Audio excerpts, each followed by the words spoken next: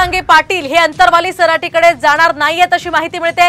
थेट बीड जिल्ह्यातल्या चाकरवाडी या ठिकाणी जरांगे जाणार आहेत। तर कायदा आणि सुव्यवस्था बिघडू नये यामुळे पोलिसांनी त्यांना विनंती केली होती आणि त्यामुळे अंतरवाली सराटीकडे येणं जरांगेंनी रद्द केलंय। आपण पाहतोय ओबीसींचं आंदोलन सुद्धा जालन्यातल्या वडीगोद्री या ठिकाणी सुरू आहे आणि आज मनोज जरांगे हे अंतरवाली सराटीमध्ये वडीगोद्रीमधनं जाणार होते। त्या ठिकाणी ओबीसी आणि मराठा आंदोलक आमने सामने येण्याची शक्यता होती, त्यामुळे मनोज जरांगेंना पोलिसांनी विनंती केली होती आणि त्यामुळे पोलिसांच्या विनंतीचा मान राखत मनोज जरांगे हे आता अंतरवाली सराटीकडे जाणार नाहीयेत अशी माहिती मिळते।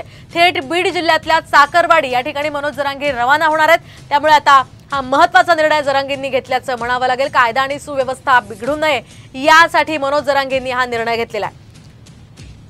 तर पोलिसांनी त्यांना विनंती केली होती।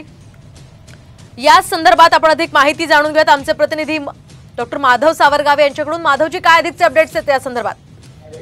मोहिनी, मनोज जरांगे पाटील हे अंतरवाली सराटीकडे आज दर्शनाला येणार होते। कारण जिथे कुठे दौरा करतात त्यावेळेस ते अंतरवाली सराटीमध्ये ग्रामदेवतेचं दर्शन घेऊन पुढे जात असतात। मात्र आता त्यांचं नियोजन त्यांनी रद्द केलं आहे, कारण वडीगोद्री इथं ओबीसी समाजाचं आंदोलन सुरू आहे आणि सोबतच त्या निमित्तानं पोलिसांनी एक त्यांना विनंती केल्याची माहिती आपल्याकडे आलेली आहे की कायदा सुव्यवस्थेचा कुठल्याही अडचणी येऊ नये किंवा कोणती अडचणी येणार नाही याची खबरदारी घ्यावी। त्यामुळे तुम्ही इकडे न येता सरळ तुम्ही तुमच्या दौऱ्याकडे जावाची विनंती केली होती आणि त्यानुसार आता मनोज जरांगे पाटील हे बीडला निघणार आहेत।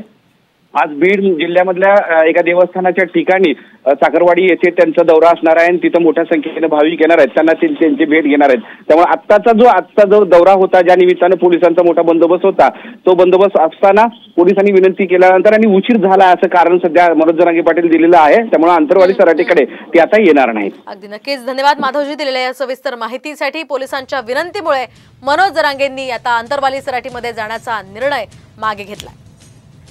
आपण पाहतोय मनोज जरांगे हे अंतरवाली सराटीमध्ये ग्रामदैवतेचं दर्शन घेण्यासाठी जाणार होते।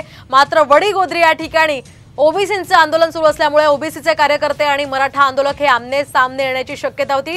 हे सगळं पाहता पोलिसांनी मनोज जरांगेंना विनंती केली आणि त्या विनंतीचा मान राखत मनोज जरांगे यांनी अंतरवाली सराटीकडे जाणं टाळलेलं आहे। आणि या सगळ्या पार्श्वभूमीवर आपण ही महत्त्वाची दोन दृश्य पाहतोय।